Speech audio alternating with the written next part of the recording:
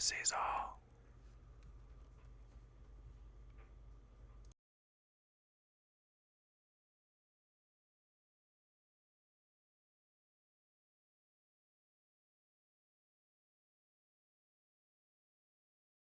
The forgotten travelers are here.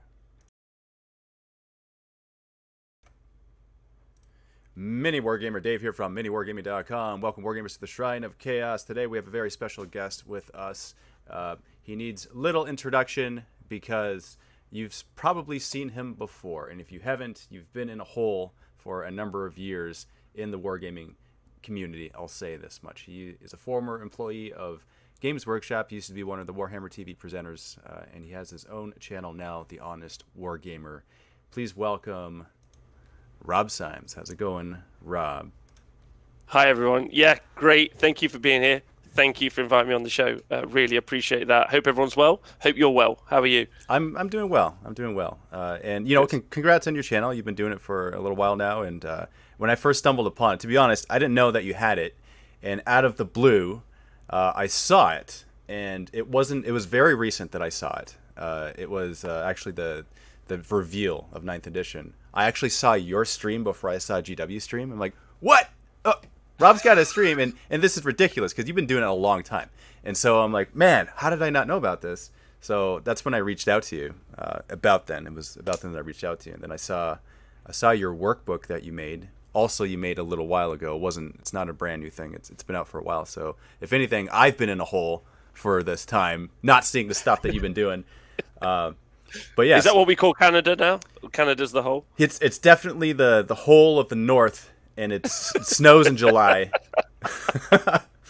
and our pools are heated, and all that good stuff, all the above. So, but yeah. Well, I really appreciate the invitation. Thank you very much for inviting me on. Absolutely, yeah. I'd like to discuss a few things. First off, the new 9th edition stuff. We'll get into that in just a minute, and then the whole thought process behind your channel, the Honest Wargamer. So I don't know the answer to this.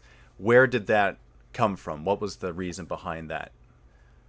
So a big shout out to my friend Mark, who helped with the name. I don't know if you saw much that happened with the computer game industry several years ago. There was a big thing where a lot of the big computer game independent kind of like reviewers were effectively being given like free stuff, and they were being given or they were basically either being paid or in some way encouraged to write favorable reviews. Right. And I've always been a big fan of fair, independent media. And so the concept that we would have a no frills, no sponsored. So we don't accept any sponsorship, and we never have. We don't get any. None of our content costs any money. It's completely free. Okay. So we're completely funded by Patreon and Twitch. Okay. Which we've done since the beginning. And the concept is that allows us to just have our own opinion about whatever it is we want. And then I have a bunch of very competent show hosts with me, so it's not just me.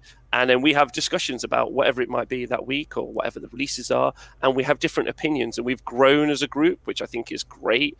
So that's the concept. The core message of what we're trying to do is, if you tune in, you're going to listen to people giving you fair, well, I hope fair, but honest review and analysis, and you know that there's no other party involved in the conversation. There's no agenda. Like, it's just there's no sponsor. Yeah. Well, I mean, there is an agenda. Having fun. That's definitely an agenda. That's fair. That should be the agenda. I also think improving ourselves as a group is also a really important agenda as well. Yeah. Like growing. But it makes sense though. I mean, because it's you have journalistic integrity. No matter what you're talking about, there's no we got to say this, we got to sell this, we got to sell the product that they're sponsoring us for. It's just, hey, do we like this? No, we don't. This is crappy because my units now suck, or whatever you happen to say. It's a complete unbiased opinion, which is really neat. And we don't agree sometimes. That's really important. Like sometimes I'll think, for instance, a recent example would be Nathan, who does the Monday show with me, really thinks the new Carriage and Overlords book is very good. And I think it's mediocre at best. That's where, and we disagree, and we did the KO review, and we have that discussion. And people go away from that going, do you know what? That Rob knows nothing. Yeah, or or Nathan, he knows something. So like we get to just say what we want, which is good, and I value that, and I value all the people that have helped me do that. So a big shout out and thank you to those guys. So just changing gears here for a second, talking about 9th edition. So first and foremost, what are your thoughts on GW's approach of their release of the new edition and how they're trickling everything out and some of the new stuff that you're seeing? What are your initial thoughts and impressions? Well, I mean, it's a very interesting time for me because I obviously was I was at the forefront of launching 8th edition 40k. I did all of the live streams. I did all of the fielding questions, a lot of the early codexes. So for Games Workshop, so I was in those conversations and meetings. Well, or lack of. We could talk about that more in the future. But so it's very exciting for me. I also am one of those people that I since I left Games Workshop, I'm very happy with no longer being behind the Iron Curtain. Right. So when something gets released, I'm like, what is that? I get that same excitement that everyone else does at the same time, and I actually really value that. Currently, I think it seems like some of the elements that we're seeing looks like they've taken a very holistic approach to what the game is going to be in the future, which I'm very excited about. I feel like a lot of the playtesters and the people involved have got a very good idea of what would make a good, competent environment for us to play games in the future, right, which is great. But also I know that the community articles and everything that they put out are going to be quite hyperbolic. So a pinch of salt always along with everything. But some of the stuff seems very exciting, especially one of the things that I saw yesterday about the tanks. Did you see that? Like obviously they'd written a quite wordy way of describing that you can shoot into combat or out of combat. Yeah, I saw. My wife who just got into 40k, I read it to her. She's like, "Dave, you lost me at the second line. Like I have no idea. There's just too many words to describe all this stuff that's happening." Where to be honest, I had to read it twice just to make sure that I got everything, that it was all proper in my mind. Right? I'm like, okay, yeah, I can see what they're saying, but it is very wordy. Very wordy, and they've got a lot of graphic designers. I don't think an infographic would be very difficult to knock up in about 2 minutes. I think that would have helped. But that's true. That's a good idea. Yeah, but the thing I was really impressed by was they told us what we could do, and then they came up with. They'd obviously played it enough, which means more than once, to have, which is a shock. They did it so that they were like, oh, there might be a case where you want to assign some weapons to the one guy in combat and then all your weapons somewhere else. And then they thought about it, they've involved it, and then they've put it in the rule, which shows some premeditation, right, which again is quite new and quite exciting to see. So actually, my confidence levels are going up as time goes on. Yeah, so it's certainly the right thing to do to involve the community. I mean, there's how many playtesters? Who knows how many there are, right? There's a lot. We know there's a lot. We know there's not just the in-house ones, but the independent ones where there is no like their opinion is if it's gonna suck, we're gonna tell you that it sucks, which I think is great.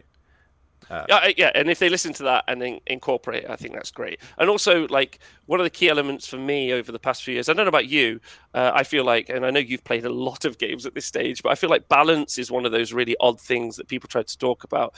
I'm much more excited about them creating a game that's interactive. Yep. And interactive does not mean just taking my models off the board. Right. I think the more interactivity that I get in a game, the more I enjoy the game, win or lose. Yeah, absolutely. You know what? I think that I agree with that. I've never actually thought of it that way, but it makes sense. I would much rather have a game where a lot of cool stuff is triggered, and in the end, if it happens to be a close game, a nail biter, that's in my mind a perfect scenario, perfect game, where balance it's impossible. It's impossible to achieve balance, even in chess, right? To try to compare it to that is not a comparison, but the interactivity is the cool thing. You want to see cool things triggered. You want that satisfaction. You want the satisfaction of the berserkers going in and killing stuff in close combat twice, and then it doesn't matter if you don't win the objectives afterwards because you feel like you already won because your berserker kills something. So that's the feeling that I get.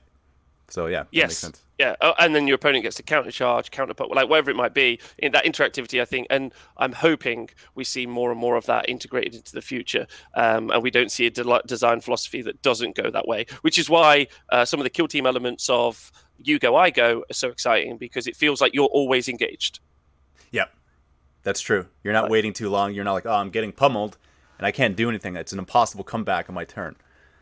Yeah. Yeah. Yeah. So yeah, I mean, so overall, I'm excited. The board space thing I think is interesting. Like I take that with a pinch of salt. I'm not. I've talked about that quite a bit. I'm not.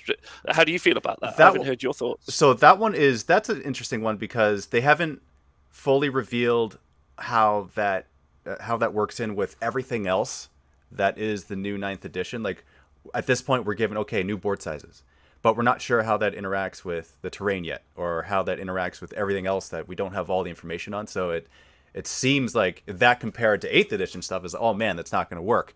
But since we don't know everything, it's hard to have a true opinion about it.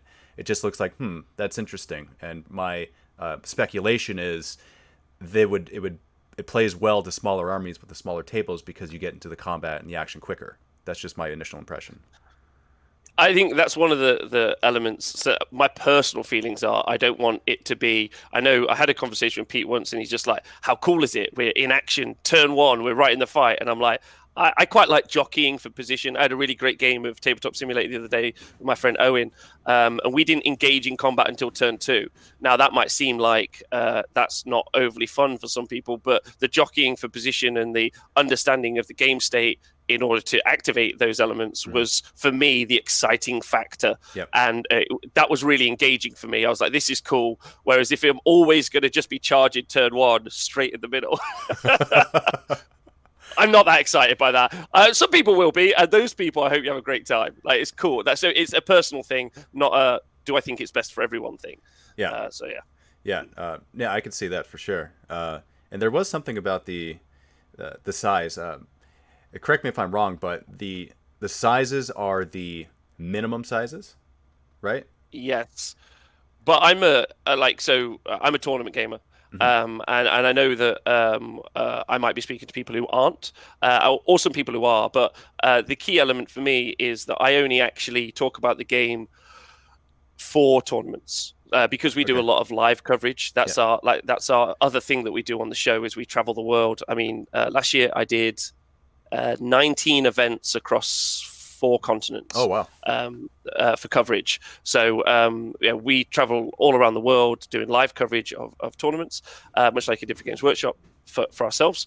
And so I only ever think about the game in that setting, in that way, right? That setting. Yeah. And so all of the big tournament organizers, so DLVO, which is all of Frontline Gaming, obviously, and then Nova and Adepticon have said we are going to be playing 44 by 60, which means if I'm going to go to a tournament, it means everyone will follow suit, right? It's trickle down. Right. So as much as it's a minimum, it's hyperbolic. Like it's a fact that that's what people will play. And if you aren't someone who's playing that because you're not going to tournament, you don't care if it's 12 by 2. Like you're going to do what you like anyway. That's true. No, that's true. Yeah, I feel sorry for you because you've got these beautiful boards all set up, like at these lovely tables. You're just going to carry on what you're going to do. Oh well, I mean. I know that certain companies, they've already adjusted, like Table War, for example. They came out with, hey, these are the new gaming mats that are coming out at the new sizes. So for us, we've made our gaming boards, which are a little bit more than 6x4, that have a lip that catch the dice so they don't fall off the table. So if anything, it's actually fine for us because it's just extra space that we can put cards and we can put stuff that's not on the actual gaming board. So it doesn't affect us too much that way. Oh, good. Yeah. Good. And so. That's my major worry. People who've got physical things that they've built or infrastructures in place, they're the people I feel a little bit sorry for. But you can tape stuff off. It's not the worst thing in the world, is it? Yeah, it's actually the opposite, because right now I'm finding the opposite with being at home and filling from home.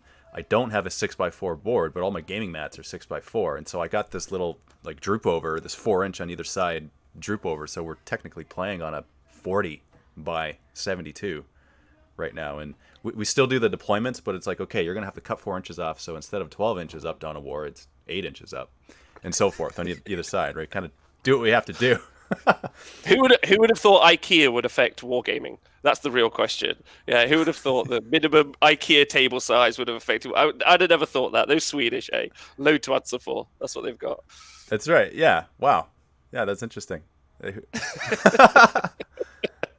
gotta go get me some IKEA tables now. So, okay, so this dropped today, the blast weapons, which I'm sure you've seen, and my initial thoughts on that, just to share you what I thought right away, is because I'm thinking of chaos. I'm thinking of Deafy. I'm thinking of Defiler, right? I'm like, oh, cool, battle cannon. I can shoot stuff. Great. Yes, it kills hordes. Wait, I can't shoot into combat. What? Why not? And so that was my initial knee-jerk reaction, and I thought it's good, but then I'm bummed out by that it's not as good as I thought it was going to be. But then I thought, wait, hold on.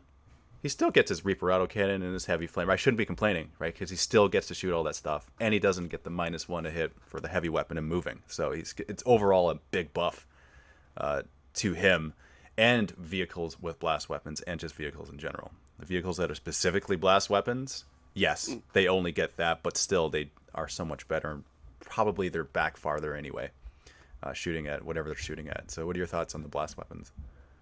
I think it's emblematic of a significant change that we're going to see, right? So you saw the cultist price increase, and then you've seen a smaller board size, and now we're seeing an additional element that is going to deal very well with hordes. So if you're firing 4d6 shots and you're shooting at a horde, now you're going to get 24 shots. It's pretty rad. Yeah.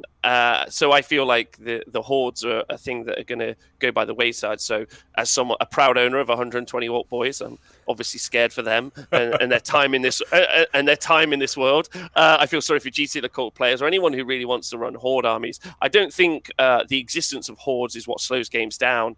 I think it's the reroll this, the reroll that, things. Things like Overwatch, are a problem in some ways, because someone will roll all 20 shots of something that's terrible to try and ping a wound off a knight. Right, right. and as they should. So I don't think Horde's existence is a problem. And me personally, I quite like there being dudes on the board. I like there being quite a few units of dudes. But if the game, it feels like what we're actually reading in the blast weapons is we're going to see a more elite game. Yeah. Which, as someone who hates painting, I don't mind. I don't mind. Oh, that's cool. I mean, I'm not a painter myself. I don't know if I'd say I hate painting, but I just it's been a long time since I've painted. In fact, the last time I painted stuff was 100 cultists on a live stream, and it was I just did it until it was done, right? And then you got these dudes who are like, I painted for 38 hours straight. I painted for 72 hours straight. Have you seen these guys on YouTube? And they're just having competitions with each other. It's nuts. It's too far. Too far. Yeah. They're taking it pretty far. But hey, props to them. They're getting the views, right? But it's just interesting what the hobby has evolved into over the 13 years that I've been in the hobby. I'm not sure how long you've been in the hobby. About 6. About 6 years? 4 to 6 years. 6 years. Really? Yeah. Okay. Yeah.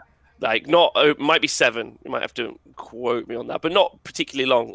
Tail end of 8th edition, and of fantasy, obviously. R.I.P. the old world, and then this. But so I don't follow the traditional. I played as a kid. I found girls and partying. And now I'm a wargamer, and I was more of I played computer games my whole life, found the tactile nature of the game it's just something clicked in my head. I was like, I love it, whatever this is. And I went from 0 to 100 very quick, very, very quick. Yeah. Not particularly long, but I've been involved in it pretty much every day, professionally now for 4 years. So quite a bit, yeah. So it's as soon as you found out, you dove right in, and you've been immersed ever since. Yeah, pretty much. Yeah. Pretty much. I'm one of those. Do you ever have a wild idea for an army, and then you think, I'm going to buy it, because no one else is doing it? Yep. That's pretty much been my. I love list writing. I love creating armies. I love things that are a little bit out there. So that would be my first. I was like, do you know what? There's a cool Empire army. Bought it. Cool Chaos army. Bought it. So I went from 0 armies to maybe 8 or 9 armies in maybe 6 months. Oh wow! Wow! Yeah. And then I was playing maybe 3 or 4 times a week. Oh wow! Pretty much. Yeah, that's every waking moment. It sounds like almost. where it's just Yeah. full immersion. So okay, here's a It's question. fun, right? Though. Oh, yeah. It's a life. It's a way of life. It's a lifestyle, right? Like it totally is. Like wargamers who are wargamers, it's a lifestyle. It's what they think about. It's what they breathe. So for yourself, Rob. So what? Because you play a number of armies, but is there one that defines you? Because you know how some players is like, oh, Dave, he's a chaos player. Matt, he's a tyranny player. Like for yourself, what would you say is your main army, if you could call a main army for yourself? I would have said Sylvaneth, but like I abandoned my Tree Bros, or maybe Seraphon, but I abandoned my Tree Bros. But before I got into writing the workbook, a lot of what we explored in the early days of the Honest Wargamer was, and we still explore now, is how to be a better gamer. And one of the processes I went through for myself was I told myself that I was only going to play one army for a year. Now, for all of us who are hobby butterflies, which is me, you, and I'm assuming everyone watching, like we're like, oh, do you know what? Another army won't hurt, and you jump between them. But so I went through the process of just picking one army, which was Chaos Dwarves, and playing them consistently and religiously at every event I could, at every tournament, and then using that as a benchmark for myself to develop my skills. Like, what was I not learning well enough? Like, what was I doing wrong? How was it? And it's really interesting. Once you, and a lot of people who listen to the show followed that as a guide, right. And they were like, I'm playing this army for a year. And I feel like at the end of it, I didn't hate the army. I loved the army, but I also learned so much about the army, which if I'd have just jumped between one cool thing and another cool thing, I maybe wouldn't have picked up on those nuances that I was missing. Like the charge phase being really just the extra movement phase, especially for a dwarf. You're like, let's get a bit closer, lads. Like, so yeah, I reckon Chaos Dwarves. They're my one for fantasy, and Orcs for 40k. For 40k. Yeah. Because I was the 18 Met guy straight away, like day one. Oh yeah. Yeah. Yeah. So you're feeling it, huh? Actually, hold on. So you're feeling it in two ways then, the 9th edition. You're feeling it in the buff ways and the debuff ways. How do you mean? Like the anti-horde stuff, that's all the good anti-horde stuff that's coming out, you feeling it? Plus you got a lot of, you have a lot of weapons that it benefits too, on the flip side, right? Yeah, I guess so. I think the issue with I had this discussion today actually. So the really interesting thing about hordes not being as good, or more importantly, elite things being good and everything being more expensive, is Marines obviously are going to be better because they're elite. So they're like, you are paying a premium. If you're paying a premium for everything, I want to pay a premium for the good things. The good thing about orcs is you just have so much more of them that are rubbish, but it's a balance, right? Like these do 10 things really well. These do 80 things really badly, and then there's some sort of equivalence. Yeah.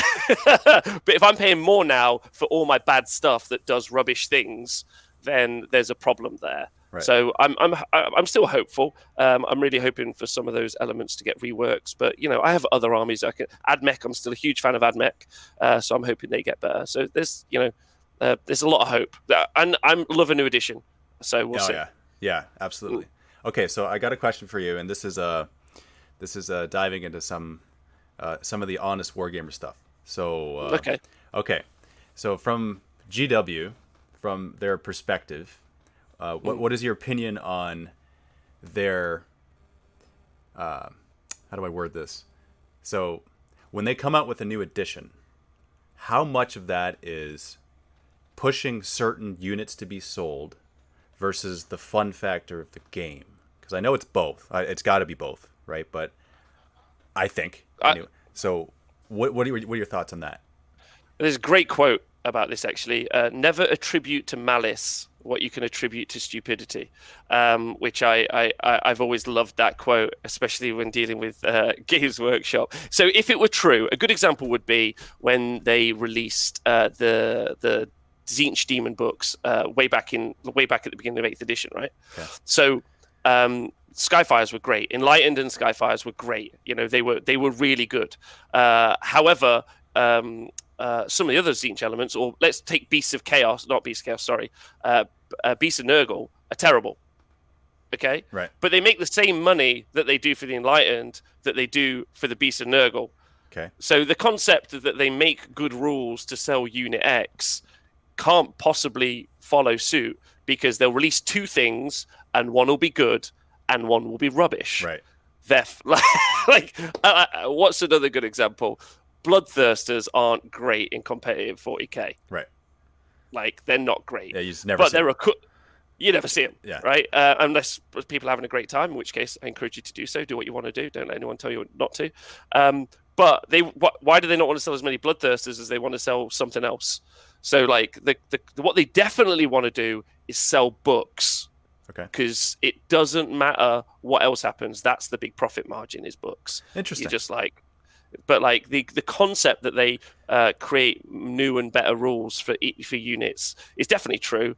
But they don't do it with any sort of like malign intent because they probably don't have the acumen to do so. That's a nicer way of saying it than I was going to.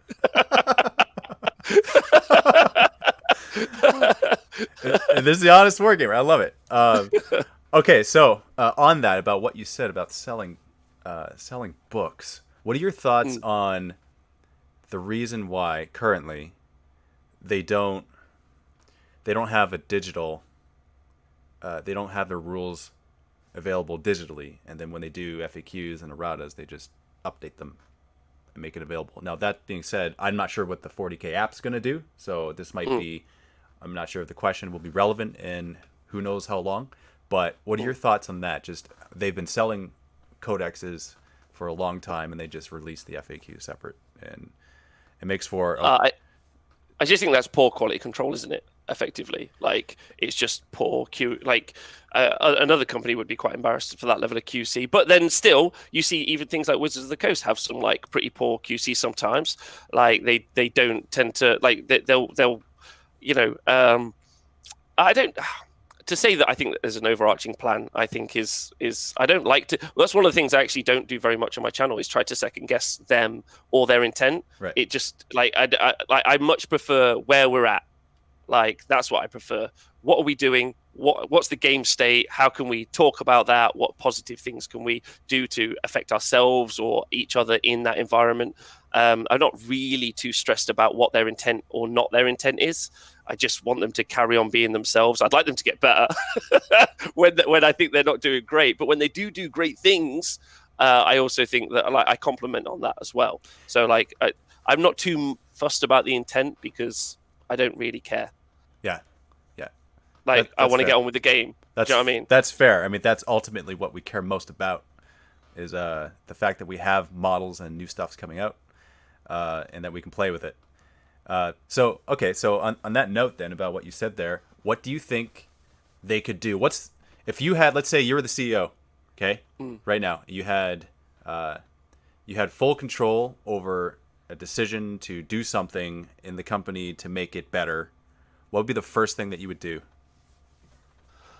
Probably just hire professionals to do jobs. Like that would be the most obvious one. I'd hire professional like communicators, like a playtest team or an independent playtest team. Like I would hire people who have degrees in jobs and who are smarter than me. The best thing you can ever do in your life is surround yourself with people who are smarter than you. Yeah. And then I'd tell them to tell me what to do because I'm not smart enough to work it out myself. That would be my thing. I'd hire smart people. That's what I'd do with all my money and then do the smart things they told me to do. What would you do?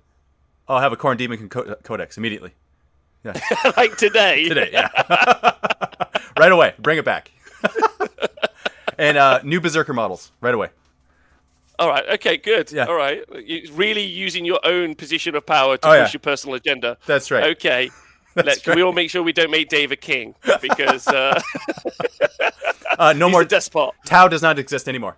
They're just gone. Oh, straight away? Yeah, straight away. Yeah. No, not allowed. Anyone who collects it is not allowed in a gaming club. No Tau allowed. In fact, there would be I would give out free armies to people who burn their Tau armies. Like I would just be like, hey, you can replace your entire army with model for model. There you go. Not even recycle. Not even no recycle. No, they deserve fire. They deserve to be burned. Wow, that's strong. That's some feelings you've got going on in there. That's real. You better believe it. Oh, it's deep seated, man, for years. But yeah, no, I mean, geez, running a huge company, man, like that I couldn't even imagine that. But in terms of the gameplay, like as much as I'm The best thing that I actually think that they could do is actually integrate a structured level of competitive gaming, like going down from a local level into the international level. So you've got great groups like the WTC, so that's the World Team Championships, formerly the ETC, organizing international team-based events. You've got all the great TOs around the world organizing events. The reason I talk about competitive gaming a lot is not because I'm like a try-hard, want to win everything, but I also think that there's zero wrong with that as a philosophy. It's because I think the very best form of Warhammer, now this is obviously my opinion, if you think it's playing at home in your garage with your friend, then that's your version and I'm like all for you. But I think the very best version is when it's at tournaments, when there's that, when there's something on the line, it feels really real. Like when you're at home and you're playing a game and you're having a laugh and you roll a 6, it's like, whatever, let's have a cuddle. Like it's all good. Yeah. But when it's for a thing, you know, when it's for your teammates and you want to just push yourselves over the line, or when you want to come fourth at an event, not third. Like, and even if it's the best one, so a big shout out to my friend Steve Dooley, who played with the not Scourge Privateers. Oh dear, it's been a while since I've said their name. The Dark Elves that have become in Age of Sigmar. Oh, Age of Sigmar. No, it's not. What was their sub faction?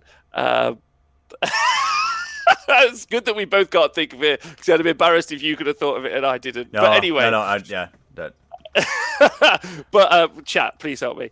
But the thing about that is he played the same army. So he played his Executioners and he played his Blackguard. And he played that consistently at tournaments. It didn't have a battle tome, didn't have any special rules. Oh, it did. It had a GHB special rule, so like 2 pages. And he just kept working so hard to make that army work and going like 2 and 3, 3 and 2, a 5-game event. But at one tournament, he didn't win the tournament, but he went 4 and 1. Darkling Covens, thank you very much, Saurus Knight. Also, Saurus Knights suck. He went he went 4 and 1. Yeah. Now, someone won that event, and I couldn't tell you who won it. Someone came second, someone came third. I don't remember at all. But I remember the guy that took the rubbish army, and he went 4 and 1, and that was incredible. Like there was that kind of like underdog achievement thing. Right. And I do think I think that's what tournaments give you an opportunity to do, overperform, which I think is great. Right. And so I think that's the best form. So if Games Workshop could do anything, they would create a global platform to help people do that. That would be what I would do. Have you gotten any sort of indication that that is something that they're moving towards? Well, so they did an investor statement recently, didn't they? Where so Mike Brandt obviously is the head of trying to do something like that. Yeah. So it looks like that could be what they're trying to do in the future, which is so exciting. If that's the case. If not, it's fine. It already exists. The WTC exists. The ETC exists. Like big tournaments travel around the world. I traveled last year to CanCon, which was a 240-person event in Australia. The year before it was 220. The 2 largest Age of Sigmar events to have ever happened were in Australia, played by Australia. Have you ever played Aussie Warhammer? They do not. Oh, let me tell you, they do not care what you think. It's one of the greatest places to play Warhammer in the world. That, Ireland and Sweden are some of my favorite places to play Warhammer in the world. Nice. They're great. Yeah. So, okay, about that, because I've heard some discussion back and forth about the philosophy of having these places or having the tournament and GW doing it. What do you think would happen if GW did... Like, do you think it's in their best interest to replace the WTC, the ITC, and all that, or to support them? What do you think is better for them? To support them. And so by them doing their own thing, then, is that replacing them, or is that different? Is that separate from all these other things that are happening? Like, what would you say? Well, I would always argue for an independent scene. Because then if there's something that's a problem, the independent scene can do something about it, irregardless of the profit margin of the company. Right. So I would always argue that that's better. As to what Games Workshop want to do, again, stick that in the don't really care box over there. Whatever they do. What is happening, though, there's big events happening. Well, eventually one day, hopefully, with reason and being sensible. But that'll be exciting when that happens again. Looking forward to that. So what's your wish list for the app when it comes out? What would you want it to do? What do you expect it to do? I'd like it to be Battle Scribe. Okay. With free data sheets. Yeah. And a way to track my games. Track your games. Those 3 things. Okay. Track my games. What about you? I'd also like it to work. Yeah, all the rules to be accurate, right? Yep. Yeah, I think everything you mentioned was good. I would also add every time there's an FAQ or an errata, just include it automatically. Yeah. Yes. Auto yeah, update. digital update. Yeah. Yes. So much so. Yeah, so much so. And I think it's probably, I don't know how they're going to do it, that I wouldn't be surprised if they charge for it. But if they did a free app with pay to upgrade for better, I would expect you to be able to build stuff. Let's say it was free, right? You could build an army, and maybe track your games as something that you pay for, or the update should be automatic. In my opinion, I don't know, because they know they have a huge fan base and audience that is going to pay for it. So my guess is that they're going to charge something for it. Which, and again, I don't mind. I would pay in for any it. way. Yeah, I would pay for it, absolutely. And I wanted to do all those things. Yeah, I want it to do all the things, and I'd like to pay for it so that it continues to improve. Yeah, which would be good. Like the inception of the Age of Sigmar app was good. It got better, and now it's kind of plateaued for a couple of years, which is a bit of a shame. And that doesn't necessarily have all the things, but I'm assuming when we ever see the next edition of Age of Sigmar, we'll get the app updated. I think they'll only have the one team working on the one project at once. So, but it's exciting. I think it's very exciting. But functionally, we're able to pretty much do that anyway. Before, right? Battlescribe did the job for us all. Yeah. We could export our list, so they're up against that. That's also a thing. Right. It has to be as good. Yeah, if not better. Right. Yeah, because surely Battlescribe is like the app 2019, 2018, 2017. I don't know if you've got any other apps that you want to shout out for wargaming, but I mean, there was Battlescribe many years ago, but I haven't used that in years. It's been years since I've used Battlescribe. Oh, really? How do you make your army lists? Pen and paper? No, sorry. Army Builder is yeah. Army Builder. Sorry, that's what I meant to say. Yeah, so I use Battlescribe now, and it's been years since I used Army Builder. So. Yeah, I think Battlescribe guys should get like an award, like a lifetime achievement award, Hall of Fame. No app. kidding. Yeah, like what does that mean for them, right? I mean, they do other games as well. It's not just GW games. They do a lot of games, but yeah, I mean, everyone uses it, phone or computer. Like you're on your Battlescribe, and I don't know about you, but I find it fun to just make lists. Just like, oh, I'm going to try this. Oh, what does this relic do? Oh, cool. I want to make a list based on this HQ and build it from there. And like I experiment with lists. Yeah, it's really good. It's really good. If there's some way to create a more innovative way to do that, that would be exciting.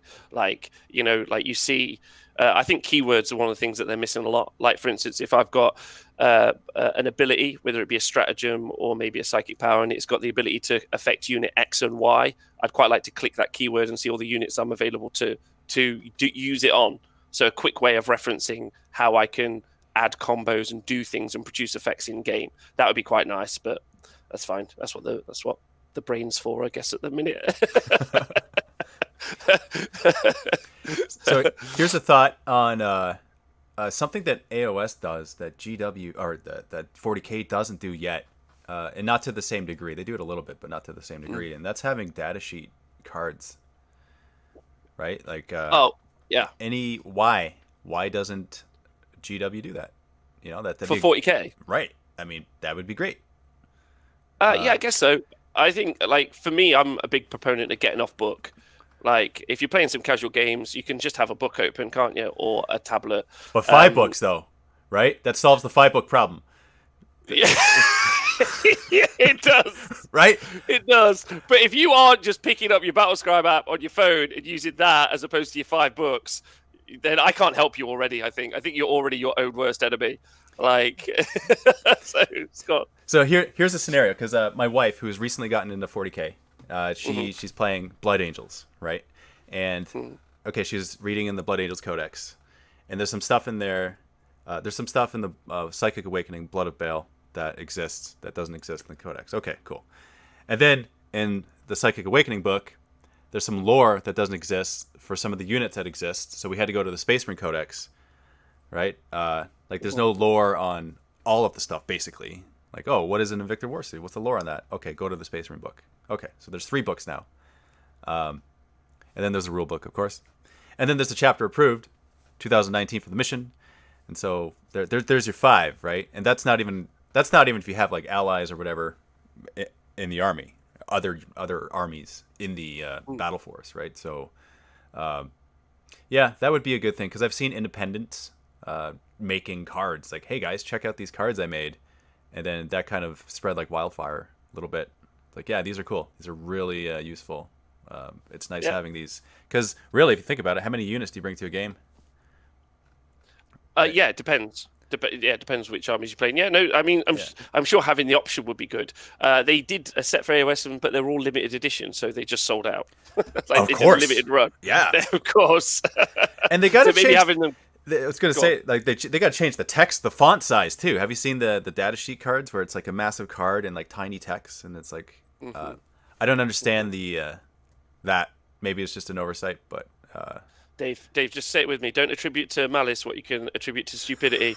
Like, just just say it with me. Like, as soon as you get off that, it's quite a toxic mentality. Not from you. I'm not saying you have it, but to constantly question what company does, as opposed to look at the hobby that you love and think, do you know what? I'm just going to engage with that instead of hoping that company does X. Instead, I'm just going to engage with, I have this great stuff and I can do this great things with my great friends. I'm going to engage there. That's definitely my philosophy, and where I've been for the past few years. It feels much more like you just throw it under the bin. Just be like, get out. I don't need you. Terrible thoughts. I don't need you in my life. It's not helpful. It's not. It's not. Yeah. Like, it doesn't get you anywhere, right? It True. doesn't get you anywhere. There's no control. Yeah. You got no control over that. Okay, talking about some of the positive stuff. Now let's change gears here. Actually, first off, let's turn it over to the viewers a little bit. If you guys have questions for Rob, type them out, and then we'll do our best to kind of shoot as many as we can to him. Has Rob's club ever had to ask a member to leave? So interestingly, I'm based in Nottingham, which means I'm 10 minutes away from Warhammer World. So that is my local for playing games. Okay. So that we don't, because Nottingham's a weird place. There isn't a wargaming club in Nottingham because Warhammer World is central. Yeah. So we have this very unique gaming experience. So no, I've never had a member to leave, thankfully. But I was a doorman when I was a young man, 18 to like 24. So I've asked many a gentleman to leave a club, which is I guess is maybe the same. The answer to that question: has Rob's club ever asked a member to leave? Answer: yes, but not what you mean. All right, here's a question from Doug Griggs. How long did it take to write the AOS manual? Is he talking about the workbook? He says AOS manual, so I wouldn't know. I don't know. If it's the AOS manual, I wouldn't know. Probably 2 weeks. Okay. Yeah. How accurate is Battlescribe? I don't know. Like, good enough. Like, I mean, how accurate are the points? It'll do. It's like, close. That's my thoughts. It's close. Yeah. It's close. Yeah, it's pretty good. Yeah. People will know. Well, seeing as every competitive tournament in the world accepts the Battlescribe list, pretty much, they're pretty spot on. Yeah. Yeah, I mean, it's rare, and I think it's probably when like there's a new update that there are any bugs, and they're quickly fixed. Mm-hmm. Yeah, because they hear about it right away, right? Who is the one true emperor? I reckon it's like an orc we haven't seen yet. That's what I think. Yeah, it's a prime orc who we haven't seen. Yeah, it was when you get your face when I ask you the question. It's almost if there's like this dial in your brain. It's like orcs. Okay, yeah, we'll go with that answer. Orcs, easy. Orcs always. So talking about lore, just for a second. So okay, you talked about the books and stuff, and from what I've gathered in our conversations in the past, that you're a lore guy. You love the lore. You get deep in the lore. Is that accurate? Ish. Depends. Not as ish. 40k was an interesting avenue for me because I actually got into it through the Horus Heresy. Okay. So I was Horus Heresy first, and then 40k. Right. Which is so. I've got more knowledge there than I do all over 40k, but I've got enough of it. But no, I'm the game more than I am anything else. Okay. All right. So if I were to ask you, did Magnus do anything wrong? I I'd just be like, it's such a boring joke at this stage, I reckon. Like, that's what I'd probably say. I'd probably say that Russ is just a jerk. That's what I'd say. Yeah, I'd say Russ is a jerk. And I'm like, whatever happened to the poor Thunder Warriors? Like, and this is my real question. Like, do we not feel that, like, the destruction of the Thunder Warriors really mirrors our own feelings as the working class? That's where I'd go. Yeah. And then we go down a long, windy road that you don't want to go down. So let's stop there. All right. Garrett051 says, what are your thoughts on house rules that at times seem to override rules as written? I wouldn't know. I play at tournaments. So unless the TO has written some house rules, which generally doesn't tend to happen, I'm not ever in an environment when that happens. But if you're making up games for yourself and enjoying yourselves, then crack on. That's your life. Again, not the environment that I play in, if that makes sense. Do you, because it sounds like you do a lot of competitive, you're on the competitive scene a lot, and so do you, when you play, do you play competitive mostly? So, like, I quite like, as I said before, I always play competitively. Although I'll play games with my friends and we'll have a laugh. Right. But I've never played anything other than a match play scenario. I have been to, there's a really cool Age of Sigmar event in the UK called the Realms at War, which is a narrative only event. Right. I went to that once. It's a kind of cross between D&D and wargaming. That was really fun. And I played a lot of the Horus Heresy at tournaments, but I think probably best to call them events. Yeah. So like at Warhammer World and around. So that was really fun as well. And I would definitely consider them to be more narrative than they were competitive. But I always go to competitive events. And when I play competitive events, I play competitively. Yet I would not take a list that wouldn't let someone engage with me. And because I do this for a living, I feel like there's some onus on me to at least be a little bit creative in the list writing stage and have fun. You know, whether either put my money where my mouth is and play a really weird army that I think is really good, but no one else is playing. I feel like if I was to just run the current good stuff, I'd really let myself down, in some ways. So, I tend to mix it up. Are you more of a defensive player or an offensive player?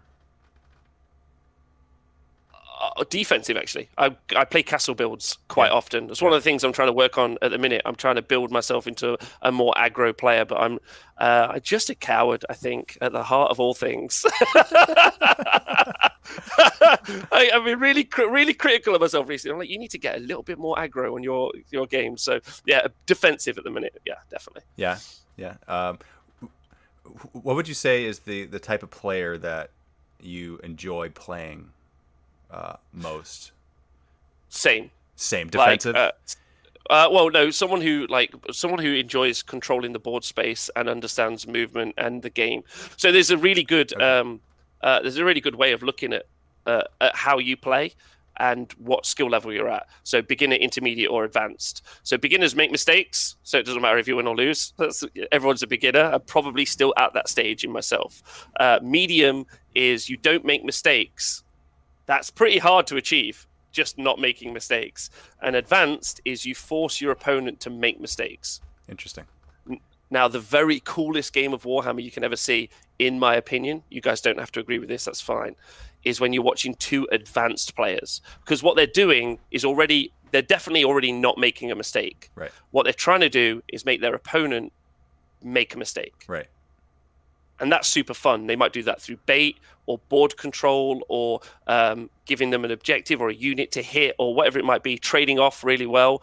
They understand the game state so well that it's two people not just trying to not make a mistake. They're trying to force their opponent to do something, which I feel is very much like a war game. Yeah. I think that's the really good thing about competitive gaming is because we all want to be generals in our heads. That's the idea. Yeah. And when it's played really well, when you understand the game really well, what you're actually doing is this beautiful artistic. I know that sounds really terrible, and some people might be like, "This guy is up his own," and that makes loads of sense. But I want you to know that this isn't me that I'm talking about. This is me traveling the world, watching competitive gamers play, live streaming it, and watching these interactions. And when it's done really well, it's really pretty to watch. That's really.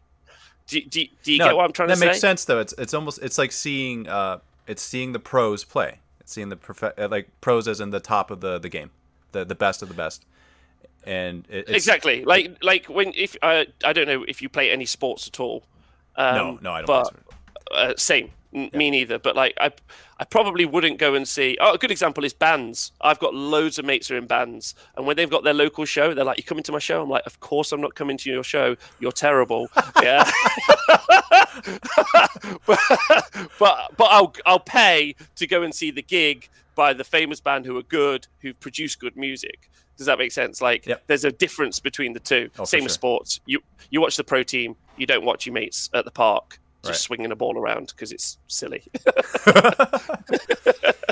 And it's so interesting because this hobby breeds so many types of gamers. It's interesting because there are people who love the competitive and don't really care much about the narrative or the fluff or the lore or narrative gaming or casual gaming, right? There's completely competitive, and then there's the flip side that people, they don't really care much about the competitive. It's all lore. It's all, hey. Hi. I was trying to be inconspicuous. Hiya. This is Rob. Hi, Rob. Oh, sorry. Hiya. For parking at the hospital. Oh, I see. Sorry. This one? Yeah. Yep. That's good. All right. Continue. Yeah. What was I saying? You're thrown off by that. That's okay. That's fine. It's like, I give you my very worst experience live, just as a quick fun tale. I was at Warhammer World. We were doing some live coverage of a tournament. I very quickly needed to go to the toilet. I ran off. I was wearing a radio mic, and Dan, my tech guy, did not turn off my radio mic. And then I got, I got back. I got back to the stream. Oh no! I got back to the stream. Everyone was like, "Lol." So we deleted that image.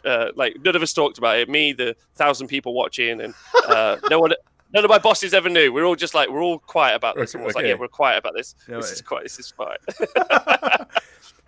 No one screen captured. No one screen captured or posted anywhere. Is that Dan? That tall? No, wait, hold on. Dan he kind of had like curly hair. Yeah, big bushy hair. Yeah. Okay. Yeah, because the first time we ever met was LVO. Yeah. I've started out my wargaming career watching all you guys doing bat reps, watching bat reps on YouTube. That was like my first foray into watching stuff. Like when I first got into it, that was definitely pushed me in a way. And we got to meet LVO, which was really exciting. And then I got to meet Matt as well at LVO, but at Adepticon, I got to do an interview with him, which was super fun, and he bullied me on screen, which was still to this day is one of my favorite moves someone's ever pulled online. That's great. I was like, "Well done, Matt. You've used me as a post to beat up Games Workshop, and I'm proud of you. That was great work." And this is when you were working for them at the time, and that's how did you put it? You had inner thoughts, but you couldn't exactly agree with him because he was saying things that were a little too honest, or how'd you word it? Yeah, we sat down, we did an interview, and then he dropped some truth bombs, which, as a Games Workshop employee, I could not agree with. Yeah, but I was like, those are really great thoughts, which was like, and it was pointed. I think Matt's a really smart man. I've watched him a lot on screen. Yeah. I don't think there's any way that he wasn't trying to do that, and I loved him for it because I was like, in your position, having like, it's all cool that Games Workshop are great now, but you've lived through the time when they were not great. Yeah, so I can completely understand your, Matt, and everyone else's position, as also I'm one of those people as well. So, it was a fun time. That was fun. I enjoyed that. and I think something as well that I need to acknowledge, and I think is important, is that without Games Workshop, like so many people, but we wouldn't have the jobs that we have. Like their industry, their game, their hobby is what allows us to have our business and everything that we do, right? All the enjoyment that we have, and the fact that we can do that as a living, and so at the end of the day, we like certain things, we dislike certain things, but we certainly have huge, immense gratitude for the company because individuals. I'll never thank a company, not one, but I'll always thank individuals. Yeah, and it's so interesting, right? Because for me, it's both. And so this is one of those things where I would disagree. Okay, good. Yeah, no, I'm disagreeing, Rob. All right, here it is. taking off the gloves. Okay, for me it's both, because yes, it's individuals, but when you don't know individuals, it has to be the company, because nothing else, you can't equate it to anything. And without the existence of the company, we wouldn't exist. And so gratitude to the company, which in turn becomes gratitude towards the individuals that run the company and that are part of the company. And now it's different because we know people that are in the company. Whereas before, it was just this faceless entity where it's like, okay, they're making stuff and we're making stuff. And this was actually the stance. It's like, well, this was years ago, not right now, but years ago it was like, okay, we're making stuff and I hope they don't shut us down for making their content. Okay, all right. So are they not shutting us down because they like us or because they're not legally allowed to? And then it was like, yeah, we kind of think they don't like us. And then it was, yeah, we know they don't like us. And then it was a complete 180. It was like, all right, they like us and they want to be friends. They want to collaborate. That was me. We had dinner. Yes, that was you. That was us. That was you, because at the time when you worked with them, like you were the first contact. You absolutely were. And so you from our introduction and then everyone else after that, this is great. You know, well, I'm glad. You guys make great stuff, and people should and there should be that level of integration, which I think is always key. And I think because hopefully the better angels work, and we end up with better company. We already have great people, but better company is always a good thing to go along with and try to push and force if we can as well. Yeah. Encourage, and if we can't encourage, force, and if we can't force, burn it down. And I got to say though, Rob, I mean, out of the multiple editions that I've seen, because I've seen since fourth edition, I've seen the company do what they do. And there's been many, many times when it seemed as though the general consensus of the audience and fans was like, they love the hobby, but they hate the hobby because of the way in which the hobby is dictated and run. But now it's mostly we love the hobby and we love how it's run and dictated. That's mostly. Yes, there's always the naysayers and all that, but mostly, as a whole, the impression that I get from the community is that GW, you're doing great, you're in the right direction, keep on going. Yeah, they're way better than they were. Absolutely. Yeah, way better than they were, and they can be better in the future, which is great. Absolutely. Yeah. So and I agree with that sentiment. Yeah. Progress. That's all we want, right? We just want progress. Like, it's not going to be perfect ever, but as long as there's continual progress, then I think that equates to wargaming happiness. I think definitely a better environment in the future for everyone is really important. Like that's definitely what I'm working towards as well. That's like my raison d'etre. Not that I'm French or know what that really means. I had no idea what you said. And I'm in Canada. The second language is French. I had no idea what you said. All right, Rob. Okay, so tell people about your player workbook. Okay, so about a couple of years ago, I'll try and condense this real quick. So when I left Games Workshop, because the last 6 months to a year was really hard on me personally, it wasn't a great environment to work in. And one of the key elements of that was that I was very invested in the idea that live streaming was a very positive way to go with gaming, especially at tournaments. But anyway, I was very invested in that. And so when I left, I didn't want to do it again. I was like, I'm not sitting in the seat. I'm not doing the seat. I'm not doing it. Because I'd had such a terrible experience. I'd be provided with players that were terrible, with co-commentators that didn't know what they were talking about. But I did have great co-commentators as well. Big shout out John Bracken, Eddie Eccles all day. It was a really tough time for me, and I saw something turning into a bit of a joke. Anyway, so then an event called Bobo, the Bravery One British Open, they were like, can you live stream one of our tournaments? And I was like, And then a couple of my mates egged me on. And they were like, go on, just do it. This is about a year later. And I was like, okay, go on then. Let's do it. And we did it. And I had a blast. Because the difference in doing something with people who are invested and they love it, people who care, people who want something to be great, versus a group of people who don't care, don't really know what you're doing, and aren't invested at all, is night and day, obviously. That's going to be the case. Right. And I had an amazing time. But I walked away from that being like, we need to do this so much better. We need to be great at this. And then it turned into how do I be a better commentator, which was really important to me. So I started to watch loads of like professional chess, poker. Poker commentators, by the way, weird. They love dropping like puns, and they're oddballs. Let me tell you, go watch some online. There's some weirdos. But I watched a lot of different Magic the Gathering, obviously, commentary, and kind of analysed what they were doing. And one of the key elements of that is they had words that meant stuff. Mm-hmm. And one of the things that we don't a lot in the wargaming community is have words that mean things. A good example is cheesy. This army's a bit cheesy. I'm like, could you say anything more nebulous that means nothing apart from I'm unhappy?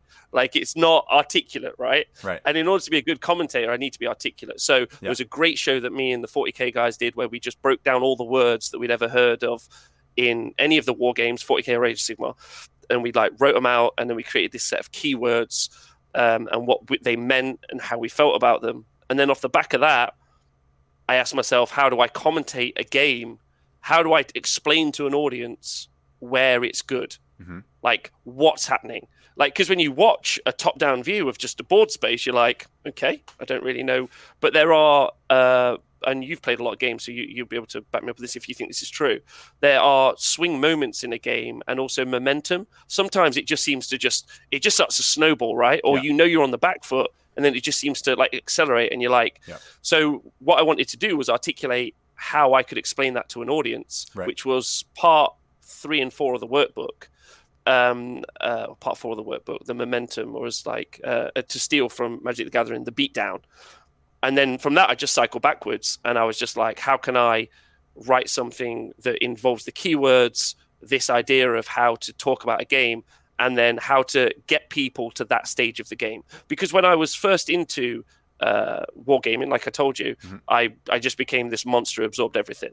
And I watched battle reports from various sources. And battle reports are really great entertainment, and you can also learn a lot from them as well. I just didn't feel that was articulate enough for me to grab information from, which is why I think live stream tournaments are the... not better, different. Different is the way I would describe it. Okay. And why I think they're different and why I think they're so useful is you see the very cutting edge with the person who knows it really well. Like a good example would be, and I'm sure, maybe you feel this as well. When you're having to play multiple armies through a week for a bat rep or to talk about it for a live stream like I have to do, sometimes I'm like, that is a lot of information to remember. Like, that is a lot. It's a lot of information. And then people are like, you didn't get that rule wrong. I'm like, dude, I know like 800,000 rules in my head. Whereas when you do it at a tournament, it's the guy who has to get it right or he's disqualified versus the guy who has to get it right who's disqualified. And that guy who's maybe played it for a year versus the other guy who's maybe played it for a year. So there's a level of professionalism that you get from their commitment to doing it right. Yeah. So they went hand in hand. So I wrote the workbook and the website and the keywords, and they all became this singular thing in the quest to do better coverage.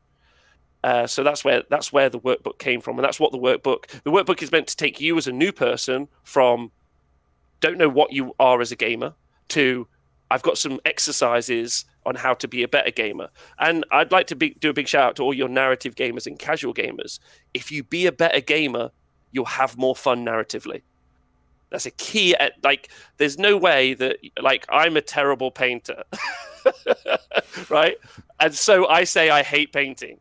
Whereas any of the people out there who are good at painting say, well, if you just practiced, you get really good at it. And then it would just be something that was fun because you wouldn't be constrained by not being good. Interesting. So if you practice and get good at gaming, then gaming becomes fun. I have very narrative games. They're really funny. I take very janky, weird lists to tournaments and have a great time. Mm-hmm. Yeah, really, really fun stuff. But it's because I have an acumen of the game that I'm able to do so. Yeah. So there's nothing wrong. Like, do you play an instrument? I feel like you must play an instrument. No, my brother does. I do not. I rebelled as a child, and I didn't continue with piano lessons. Okay, all right, because you didn't like it, right? Because I didn't like it, yeah. Yeah, okay. Yeah, but right now you wouldn't try, like, just have a laugh on a piano. No. Because you don't have any skills to do so. So I think practicing and making yourself better. And also, Warhammer's hard. Like, it's hard. Man, I've made my wife cry so many times, and I felt like such a bad husband because she's broken down to tears, man, multiple times because of the overwhelming information and the stress of, because she's on video is different, right? If you're playing for fun, that's different, right? But like, because she's on video and the pressure of getting rules wrong, or not getting rules wrong rather, just weighed on her so many times, and you know, I constantly tell her, like, you're a new player, it's fine, don't worry about it. I will do the best that I can to help you with it, and even still, I'm gonna make mistakes too, because there's a million things I got to think about. But if we'll do our best, to get everything right, and then whatever happens. If we make mistakes, we make mistakes. There's going to be 10,000 eyes on it, and someone's going to catch something, right? Like, we will do our best, and so just have fun with it. Yeah, I couldn't mirror that sentiment anymore. Like, I think it's super hard to ever do something that hard incredibly well consistently, which is why I think professionalism in the game is a key tenet to making something quite exciting, because you could be like, oh, that's what it looks like at the top end, and here's me just floundering around in the shallow end having a great time. Yeah. because when you talk about competitive gamers, some of you will not want to do what they do what they go through to be good. Right. You won't want to write. You don't want to consistently some of it is not exciting. No. Like, have you ever re-racked 3 games in a row on turn 1? Listen, it's not fun. Like, you're just like re-rack. Like, but it's a process that you have to go through sometimes, and you don't have to. And I'm one of the guys that would like to just have a laugh on a tabletop, I promise you. Yeah. But playing's hard, right? Yeah. Playing is hard. Yeah. So the book takes you from new person, identify the sort of game you are, and then maybe how to play the game. That's what it does. And so for those of you who are watching, if you're watching this on Twitter, YouTube, Facebook, or Periscope via Twitter, I've included a link to the workbook in the notification post of this live stream itself. So you'll see a number of links, actually. A link to Rob's workbook, and other links to his channels, his YouTube channel, his Twitch, his Facebook. And I think it's the 4 links there. It's those 3 plus the workbook. So check that out. And it'll also be available afterwards, after this live stream is over, on the post for this live stream, wherever you're watching it from. You'll have a link to Rob's workbook. And so how can people find you? They could just go into thehonestwargamer.com. Thehonestwargamer.com. That's the easiest place. Yeah. Is that how you prefer? My favorite thing for people to do is to jump on Twitch and watch me live. So during the lockdown, we started live streaming every day. So I'm on day 86 tomorrow, 87, I can't remember, which is quite fun. But I really like it when people jump in the chat, because I've had great conversations with people. I don't think I'm the smartest person in the room. I'm just a culmination. Surround yourself with smart people, right? I'm a culmination of people having good, healthy conversations in our chat. And I love that. I think that's my favorite bit, hearing what people's opinions are, what they're working on. That's really important to me. So just jumping on the Honest Wargamer, because like, we're all a big group that are trying to get better, right? I think that's one of the key parts of, you had Nick on the other day, Nick Nanavai, and we've gone from, when I wrote that workbook, there wasn't really professional gamers. But now there are people who are professionally doing it, which is exciting. People who coach you to be better. That's great. And that's one of the things that I lacked when I first got into it. There wasn't a vehicle, I thought, and maybe there was, and I haven't seen it, in which case I apologize to whoever created those sources. There wasn't an available way for me to go from good to okay. Yeah. And that's what, at best I am is okay. Yeah. No, for sure. It just, on that note about talking to Nick, it was interesting. I got a lot of insight as to what top gamers go through in order to be top gamers. And I think that's the number one thing that I took away from it, because in his case, it was interesting. And you know this because you're in the competitive scene and you witnessed a lot. But he knows every army. He plays every army. And he practices a lot. And he reads a lot. So that's kind of like the non-fun stuff you're talking about, where you have to keep up with this stuff. It's not just his army that he plays, because he no longer plays just his army. He plays all armies, which alone right there is a concept that just kind of blows my mind. Like, I mean, he does it full time now, but even still, a person that does that full time to be able to do that is mind-boggling. I would say to like, and that's what it takes to be a top player in this industry, because there are others who are also doing the same thing, and so you got to be able to do it. And as you said, you make your opponent make a mistake because you know the rules, and that I think that's got to be fun, right? That's your level of fun at that level. Is I know the rules, I know them inside out and backwards, I know the stratagems, I know what you can bring, I know the potentials. Now let's see if I can kind of throw you off a little bit. Let's see if I can make you forget about certain things. And the most fun thing about Warhammer is that it still can go wrong because of the dice. Like, incredibly exciting element, which, again, talking about live coverage, is one of those truly monumental things that you get that other sports don't really have. Like it's so fun when something goes so close to right but wrong. You can't really get moments like that in golf, for example. Like, we've got this incredibly exciting game that we all get to play, which will tell these moments that will live forever, whether that be because it's a large tournament or it's just because a game it's at home with your friends. And that dice part is just so addictive.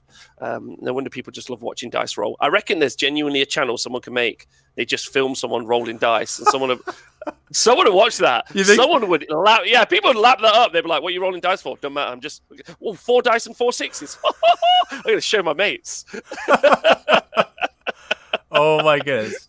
It's honestly, as much as you're joking, perhaps semi-joking, I think if something like that was created, I think people would watch it just because of the sheer how dumbly fun it is.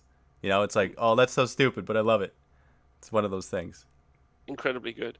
Can I just answer a question that was in the chat from earlier? Yeah, absolutely. Yeah. Someone asked if there was a good example of watching those two players playing at a level that something incredibly exciting happens, like where it's tense because of the skill. So there's 2 great videos, I think. Well, there's several. So if you like Age of Sigmar, there's a game from the Sheffield Slaughter. I think it might have been round 2 where we saw Mark with an Archeon list play against JJ's Cities of Sigmar. That was an incredibly good game. And then a couple of months before, so that's on the T Sports Network though, which is our other channel. But if you go onto the Honest Wargamer and you want to search for a video, there's a great one from the LGT, which will be round 4, where you saw Peter, who traveled over from Poland, play against Steve Curtis, who'd got his Flesh Eater Courts, and in probably one of the most exciting games of Warhammer I've ever got to do coverage for. It was so back and forth. It was so Daughters of Cain versus Flesh Eater Courts. It was so top tier, and there were so many decision points and dice that just sometimes it's not, do I roll 10? It's the 1 dice. Like, I needed an extra 4+ to hit. That was it. And like, it made that monumental swing. So those are 2 sensational games, both in skill, in application, and also just in excitement in dice rolls. Some very, very fun games. So also big shout out, if you like 40k, to go watch the Capital City Bloodbath game with Jim Vessel versus the Imperial Knights for what not to do with Imperial Knights. Those are the best. Yeah.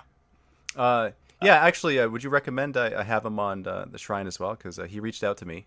Who, Jim? Yep.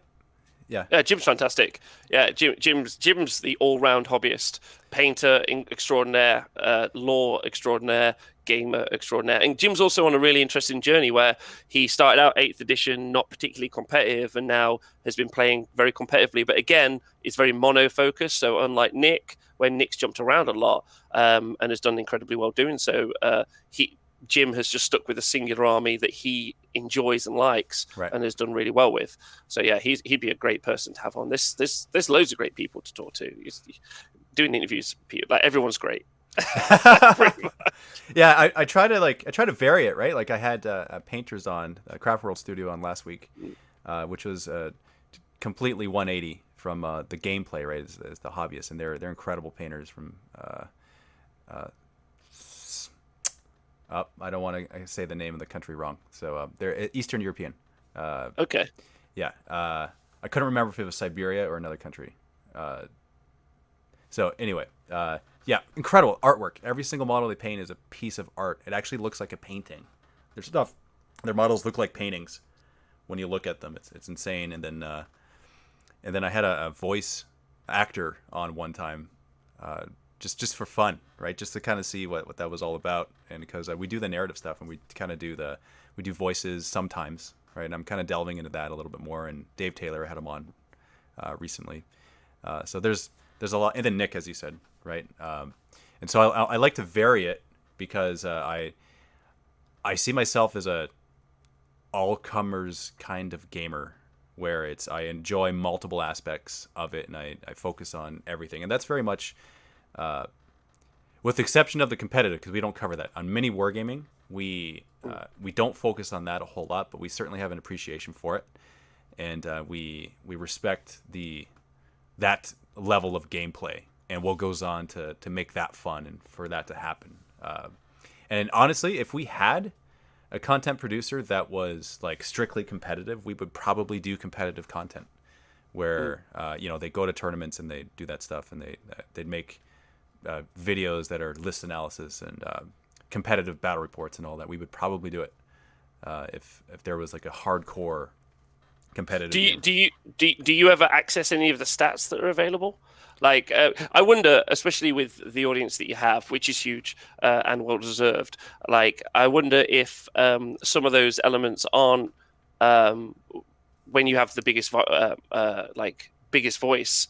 I wonder if some of those elements aren't necessarily seen in some ways. Like, because both for Age of Sigmar and 40k, if we just take those two games, they both have stats available. Right. Like, and the thing that I like most about stats, two things. One, Pete Colosimo, who does the stats, and also his review of the stats for 40k, is an incredible kind of like analyst at the same time. Now, I'm the analyst for the Age of Sigmar stats, which we host on the Honest Wargamer, and LLV does. Whether or not I'm a great analyst, I'll leave that up to you. I think I'm probably okay. Let's go there. But the interpretation of that data is also really key. Yep. I do wonder, like, do you think that it would be helpful for your audience sometimes to understand? Because one of the things that upsets me sometimes is the parity either inside an army book or between army books, whether that be 40k or Age of Sigmar. Like, you'll put some units down and they just don't perform well. And then the real question is like, that's always been the struggle for me. Is it my skill? Am I using them badly? Or is it that they're bad? Right. And that's always the question, right? That's always the question. Whereas when you look at the stats, you can see that Army X almost always loses against Army Y. That's a pretty good level of interpretation. And whether or not that is something, I was just wondered, do you think that would ever be something you'd think to integrate a little bit? Like, at the time of recording, this army does X versus this. Because that would be quite interesting. Yeah. Because then you know who's the underdog. That's interesting. That's a very good suggestion, because our goal is to make entertaining bat reps, right? However that looks like. And it's typically not competitive because we're not competitive gamers. There's a streak of competitiveness that we want to win, right? But the true competitive 40k, we are not. And so we want to make a good... Our idea of a perfect game is that it goes back and forth until turn 4 or 5. You can't guess the winner by looking at the list beforehand, and then it's a good fun game with banter throughout. That's like the formula for a perfect game in our eyes. And so if we can, as you said, if we look at the list beforehand and we can see, we get that intel. It's like, this army always loses against this army. Well, perhaps we should play another army, or maybe tweak it. So but it's also it's an exciting narrative plot point, right? Like, right. If Army X always loses versus Army Y, then you got an underdog in the narrative. Yeah. But no, I understand what your core message is, and obviously it's a popular core message, right? Like it works well. People enjoy that. I was just wondering if you felt like it would be helpful to understand, because I don't know if you've ever looked back at a game and you've thought, what happened there? Oh yeah, that's at the end of every game. We have a discussion. Sometimes it's a separate video. Sometimes it's tacked onto the same video, or post-game discussion, where it's like, okay, let's talk about the game. Like, what happened? I was expecting this to happen with these units, but it didn't. And these guys performed surprisingly well, which was not expected. So I think that's a very good suggestion that we should just start to do immediately, because it adds. I think that adds flavor to the game on multiple levels. It adds to the narrative, as you said. Right, it kind of paints a different narrative, and it also gives us some more intel as to how we can proceed with the game, because there's been a number of times when we've actually had a game where we played it, and then afterwards the comments are like, "Oh man, guys, like that was overturned too. We could tell automatically who was going to win just by looking at the lists." You know? Yeah. And so that would certainly help to make better videos. Oh no, you make great videos.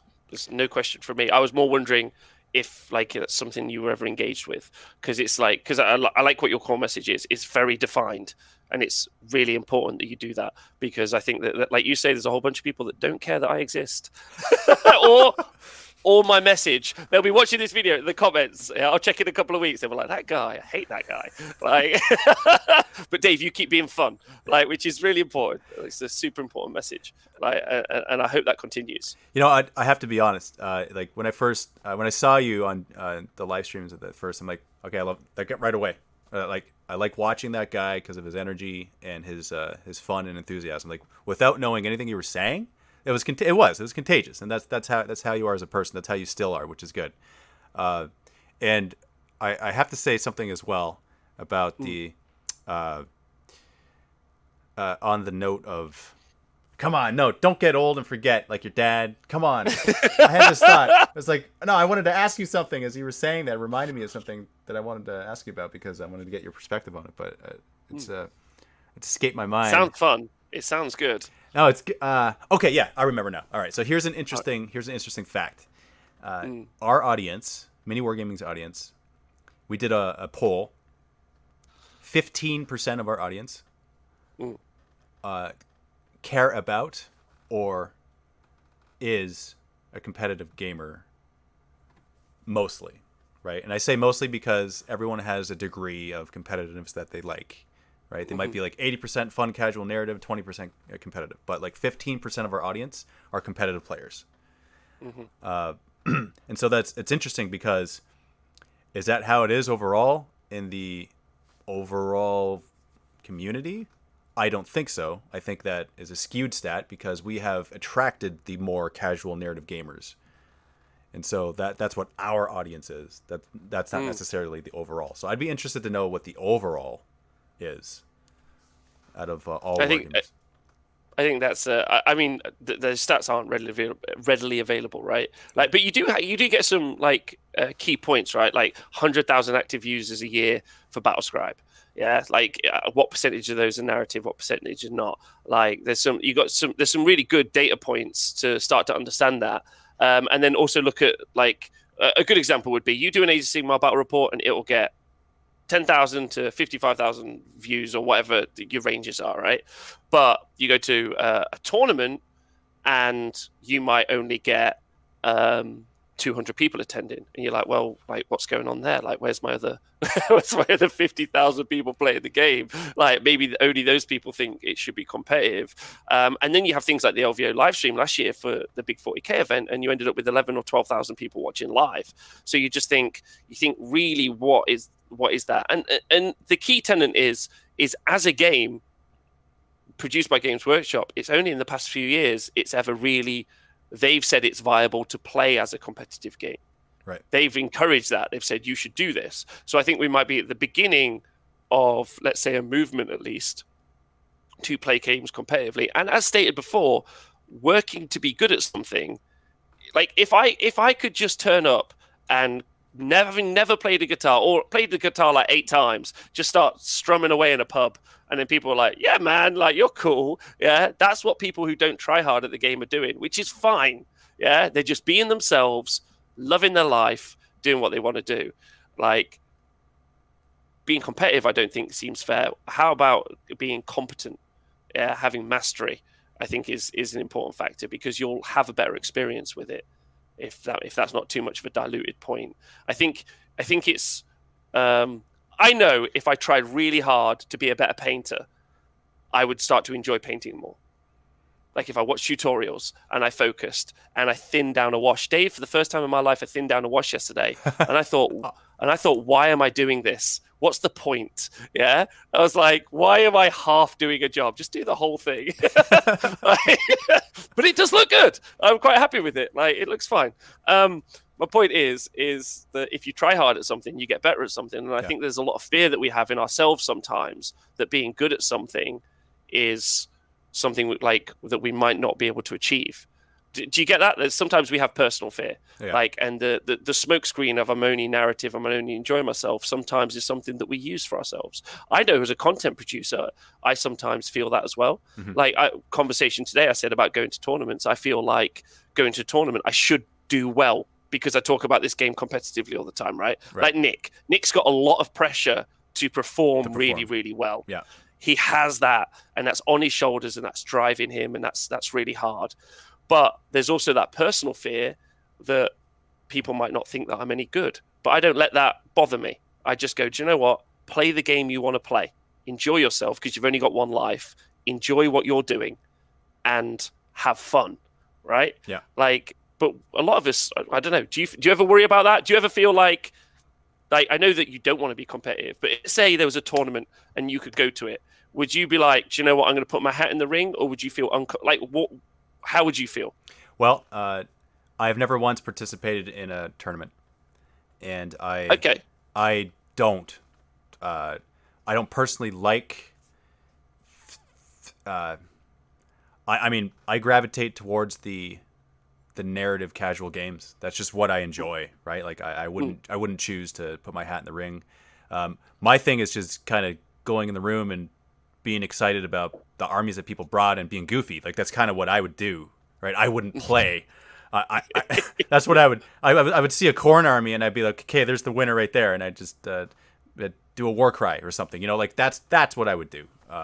And on the note of like what you said about doing what you enjoy, the thing I'm most excited for in the 9th edition stuff that's coming out is the Crusade system, where like the idea of starting out as a sergeant and becoming a lieutenant who becomes a captain who is interred into the sarcophagus of a dreadnought later on, like that progression of your army and story is just, it gives me chills how awesome I think that is. Like I think that is so cool, right? And that's the stuff that I love when it comes to gaming, and I think that's why we've done the narrative campaigns and we've done the narrative games, and that's what we focus on, and we'll continue to. Like as much as I have an appreciation for the competitiveness, I don't ever see mini wargaming becoming competitive as its the core of content that it creates.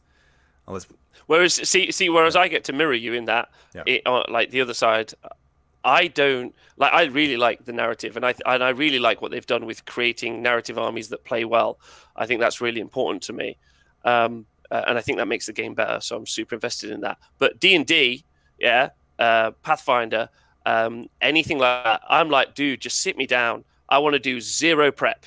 Yeah, I don't want to do any work. I don't want to write anything. Like, does that make sense? Yeah. Like, I'm the other side of that scale, where I'm just like, I'll play, I'll sit down, I'll have a laugh, we'll do some things, I'll enjoy myself, but I am not invested in working hard to be good at it. And I think you can work hard to be really good at narrative stuff. Yes, absolutely. Now, there's different ways of working hard at it, right? Like, we don't get the rules perfect. We make mistakes. We do our best not to, but we're not at the level of a professional gaming doing their best not to, because they're doing their best at learning all the rules, right? Like we do our best to learn the main rules and the rules of our armies and to help out our opponent. But what we focus on is doing our best to tell a good story and to present that information in an entertaining way, and that's our focus, and that's what gives us the most satisfaction. And seeing the reaction from that, right? Like seeing the comments that are picking out those key points in the game, those beatdowns and those other things that or narrative beatdown equivalents, right? Where they come out like, wow, you never would have expected the guardsman with the Melta to take down the Titan, that type of stuff, right? Like that's the stuff that sticks out, and that's what give the character so much flavor, and that's what make it memorable in our eyes, right? That's what it's been for us for all this time. I can completely understand that. And mine's the other side of that fence, where those two players, and again, I'm talking about not me, are having that match of wits, and there's these key pivotal moments on the decisions. I still to remember this day when Mark played JJ. This is Sheffield Slaughter this year. JJ put out his Iron Drakes, puts them down, and it was like, this is a big pile of bait, to Mark's Archeon. Mark has to make this decision. He's like, I'm either take it and try and end up in a better position, or I don't. Now there was a more cowardly option to try and take the center, and he didn't go that way. He took that decision. So the drama or the story isn't necessarily in the game, although it is. It's not in the fact that it is Archeon or that they are the Iron Drakes of like Karak, whatever. It's that Mark, the player, made this bold. Like there is a story in competitive gaming, which is what we tried so hard to do in the coverage. We tried to tell that story.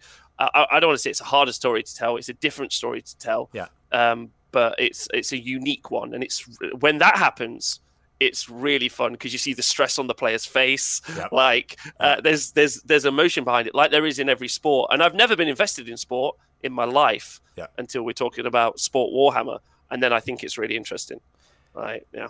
That's know what I like that insight because I think you just made something pretty clear there. Was in competitive gaming, the narrative is the players.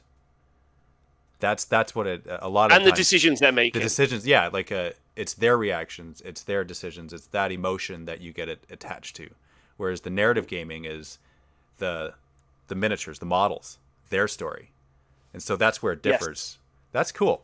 Yeah, I never thought of it that way before, but that makes sense. That totally makes sense.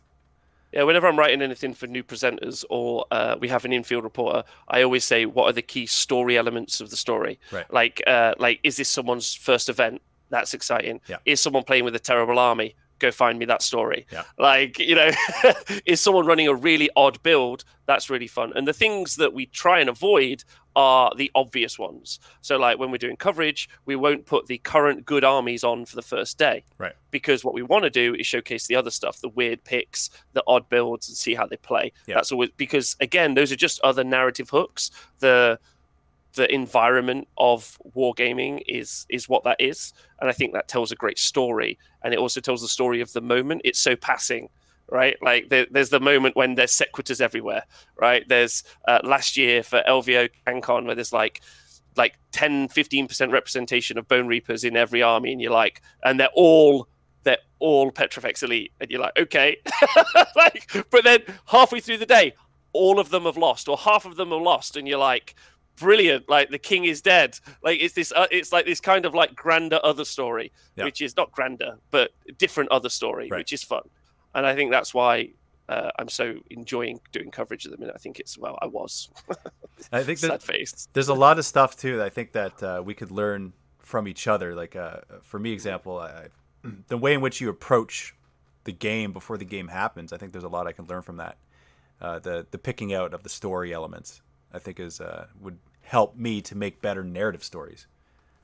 I think there's a certain perspective there, which is neat. A completely different side of the game, but there are key aspects of it that I think that are good practices. Well, you've had grudge matches before. I've seen some of your grudge match videos. And like there's a grudge, right? Oh yeah.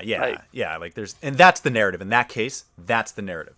Yeah, that's the story. It's like Matt beating me with his dumb bugs for a decade, and Gene Stealer's taking out my berserkers, and just all that stuff, right? So that's the story, and that's what people watch those videos for, because in that case I'm the underdog, and Matt's the genius player who, by the way, he would never admit to this, but I think he's a genius.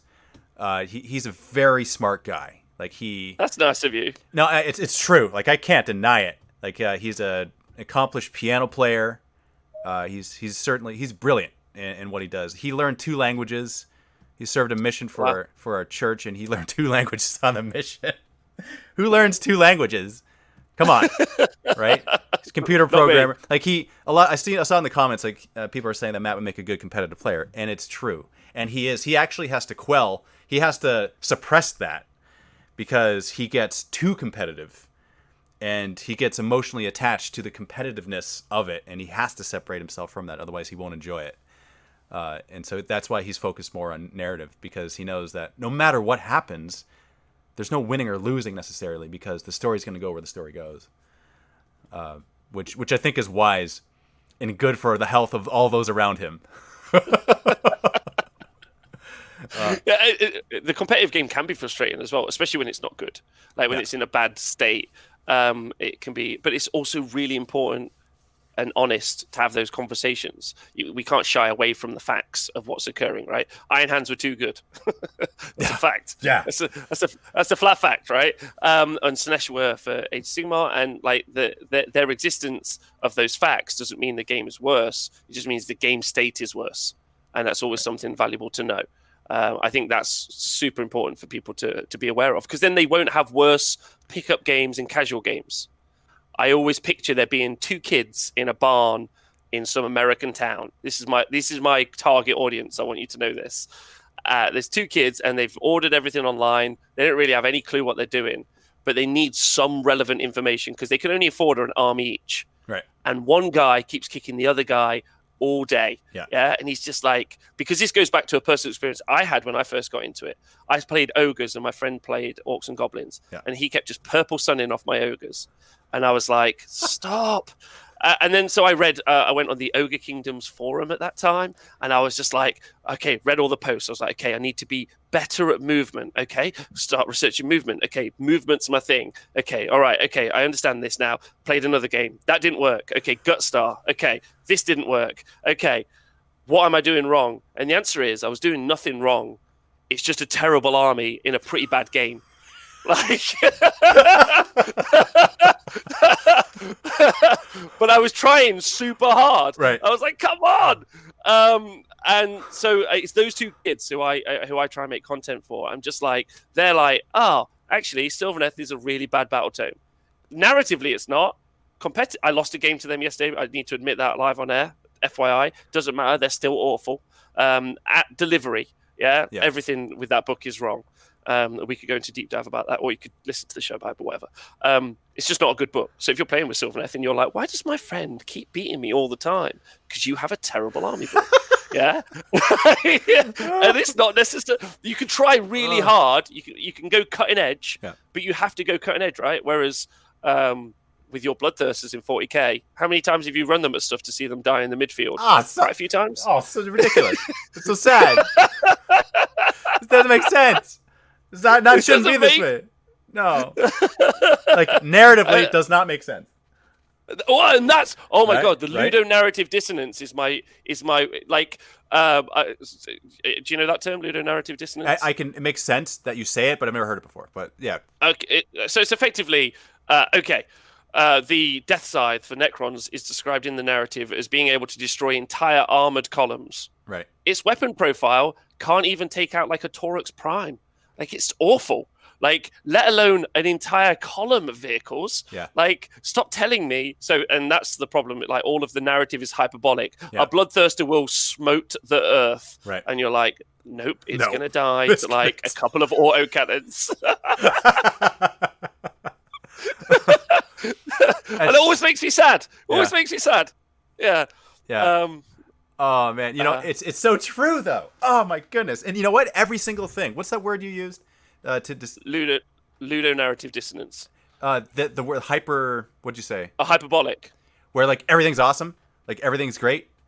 Yeah. Like like Orc Boys, like the description of Orc Boys, right? It's like, man, if you had one of those like one boy rampaging a city, like it would be devastating, right? But like, okay, T-shirt saved, dead, right?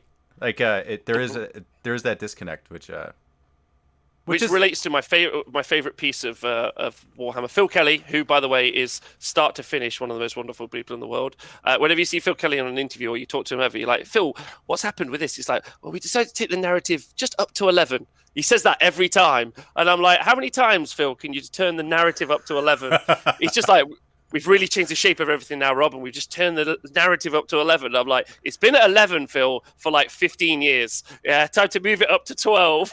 That's one of my favorite things in Warhammer is whenever he says that. Watch out for the next video he does. Yeah, it's like, so yeah, we decided to just make the Necrons just up to 11. So thanks, Phil. Appreciate that. He's a wonderful person. Have you ever played a game that was narrative driven? All the decisions you made for your units was what would they do narratively? Have you ever done that? Well, I mean, the good thing about Age of Sigmar, at least, is that it's narrative at creation, right? Right. Like, the very greatest thing, again, props to Games Workshop, because I think this is incredible. I create my army list in let's say, Saves to Darkness. I create it in the Battle Tome, and it's better because it's got the Saves to Darkness allegiance. I get access to new spells and artifacts and abilities. It's just better because I'm playing it narratively. How amazing is that as rules? That's great. Yeah. Great way of building a game. And so I feel like I play them all narratively. I mean, some of it's a little bit contentious. Like my Chaos Dwarves, I couldn't play narratively because they're trying to get slaves. Like, I'm not into that, bro. Like, I'm not playing that story. Like, it's just not okay. Whereas Sylvaneth, I'm just like Wildwood here, Wildwood there. Like, you can have a Wildwood, and I'm playing that narratively. So I feel like they play narratively anyway, right? Okay. Like, because of what they are. I don't think there's anything I can think of that, like, I haven't played Gene Stealer Cults and tried to blow up a couple. Well, I mean, if you try and plant some bombs on a vehicle, that's what they would do in the narrative. Yeah. Like, that's the beautiful thing. When you're playing competitively, you're also playing narratively, because you're playing armies looking to destroy other armies. I guess what I'm talking about specifically is stuff that goes against the rules. For example, if you have a captain that doesn't stand behind his unit because he'll get shot, so he goes in front and he leads his army. Like, that's playing narratively. Or the berserkers who don't go for the objective, they go for the close combat kill because that's what they would do narratively. That's more so what I mean. Yeah, no, I understand. No, my friend Nathan Prescott would. Yeah, all day long. My favorite tournament ever was, we were at a tournament together, and he was about to win the tournament, but he was playing a Nurgle guy. He was playing with his Gloomspite Gits.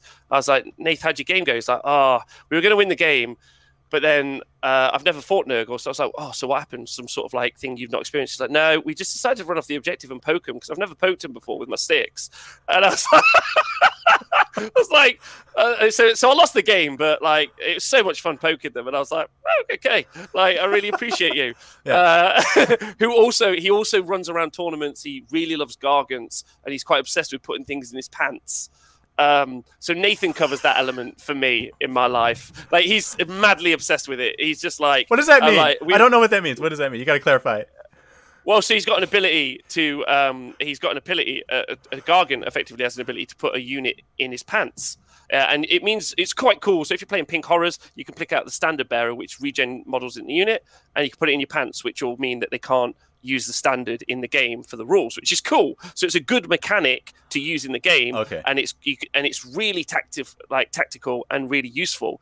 But what Nathan does is runs around just putting stuff in his pants, and he thinks it's hilarious. Not his real life pants, I'd just like to point out. Yeah, but we were drunk at Adepticon last year, or he was drunk at Adepticon last year, and and he's a big fella. I was like, Nathan, what you done? He's like, I've got so many things in my pants. I was like, that's great. I'm really happy for you. So me, no, but Nathan, yes, all day long. But again, it's just how the army plays. That's what the Gargant does, right? Yeah.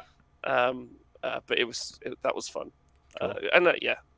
Have you? Yeah, you do that all the time. That's your thing. With the okay, not to that. That's extreme, right? Because that's like almost giving the game away, unless both sides do it, right? Oh no, he won. Oh, okay. And that's the key point. I'd love to reinforce, and I know I'm laboring the point. I'm sorry. I'm sure someone will say, "What a preachy idiot." That's fair. Like, he's good at the game, but he uses the being good at the game to be narrative. The army is narrative. When you're playing with a Gargant, he wants to kick stuff and stomp on them and put stuff down his pants. That's what he wants to do. Nathan wants to do that as well, but he also wants to win the game. Like in the workbook, it's Nathan's like getting the gold. So von Clausewitz, which was like a military genius who wrote a book called The Art of War, talked about war and created the term total war and limited war, which is still used and taught in military academies today. So if you read through the workbook, you'll see the idea of limited wars, i.e. playing the scenario game, getting the gold, as Nathan calls it, is like a key element of gaming. So you can still play the game, but the game is so narrative. You could say, I'm going to play the scenario, or you're like, I'm going to get the gold. I'm stood on this objective. I've got all this gold. Like, you don't have to make it really dry and cutthroat and boring for yourself. You can make it as narrative as the game allows while also being competitive. You can do both. It's not either or. Never is. Yeah. You can do both. I think that's really important. Like, people should embrace that because it's exciting. I can see that. That makes sense. It's like one of these big units that have the stomp rule, where it's like the fact that they're using the rule is narrative, because that's what they would do in the narrative. They would just stomp stuff. So yeah, it makes sense. Yeah. I mean, pretty much everything in Age of Sigmar and 40k would go and kill a thing. Right. Yes, it's hard to go wrong. It's hard to go wrong with that. But there are certain times. I mean, I guess another example would be like cultists. They would stay on the objective and they wouldn't move towards something to charge it because they'd be afraid of it. Right. That's an example. Yes, yeah. I understand. Yeah, I would. But I'm sure you can create another story where they would. Right. Like where, and there's a million different reasons why they would. Right. It's like, okay, well, their city will be burned, therefore they have to, or they see something and there's a vision and they're fooled by it and they think it's something that isn't, or who knows, right? Maybe there's something psychic happening. A million different reasons why they would, narratively. Yeah. 100%. So you can do both, and I think that's good. Yeah, absolutely. So we're gonna wrap it up, Rob. I really appreciate you being on the show. Sorry if I talk too much. No, it's. I would love to have you back on at some point. Thank you. After 9th edition drops, I think it'd be fun for us to get into a discussion again about. Hells yeah! Love to. Let's do it. And for those of you watching, I provided a bunch of links to Rob's stuff, to his player workbook, to his Twitch, YouTube, and Facebook page. That's in the post that you're watching this from, whether it's on Twitch or YouTube or Facebook. You'll see a post to Rob's channels and his player workbook, which is a lot of the discussion today was about that, his work on that, and his channels and his live streams. Rob does live streams mostly. He would prefer that people view him there because that's what you focus your content on mostly, right? I see that you also post on YouTube and you have a Facebook page, but you are on Twitch. You're on there daily since the lockdown. And you're doing this thing, I guess, until you're no longer locked down? Is that the idea? Yeah, like, it's taking on a life of its own. I'm not 100% certain on... Because coverage-wise, as I said, I did 18 events last year. And this year we were going to do the WTC, so that's the World Team Championships. I was doing back-to-back the international events for both Age of Sigmar and 40k in 2 different countries, or 2 continents even, as well as a whole bunch of other stuff. So that's kind of our key focus. Twitch and everything we do on the Honest Wargamer. So we do that all through this new brand called the Tabletop Sports Network, because we've affectionately nicknamed Competitive Wargaming T-Sports. I'm sure there's a whole bunch of people who are going to hate that term, so please let me know. So yeah, we do all that through there, and that's awesome because that's our professional. We don't swear. We're really serious. Like, we have fun. We have loads of fun, but we're super it's a professional thing that we do. Yeah. Whereas the Honest Wargamer is like a think tank of idiots. Yeah, who just who attack what words mean. We talk about what units are good. We do the stats. We look at the stats. We have conversations about armies, and that's what that is. So that they're different. Jump into the Honest Wargamer for to just get your voice heard and then talk about what we're doing. And then the T-Sports stuff is stuff for the future. Don't have to worry about that. Maybe we could talk about that another time. I'd love to see what you think. You think especially more than anyone. If I could make you watch a competitive game of Warhammer one day, can I do that? That's the real question. Can you do it and make me care about it? Is that the actual? Yes. Yeah? Yeah. I think if you could get me watching a game that was like Chaos versus Tau, then I would watch it and I would care about the outcome.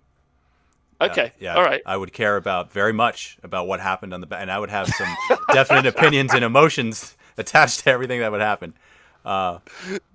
Yeah. So good. Well, it's been a pleasure. Can I just say a massive thank you for having me on? And you're a gentleman. Absolutely, man. Thank you. You're welcome, and thank you. Happy wargaming, everyone. Stay tuned next week for the Shrine, 1 p.m. Eastern Time, and check out Rob's channels. And we'll see you soon.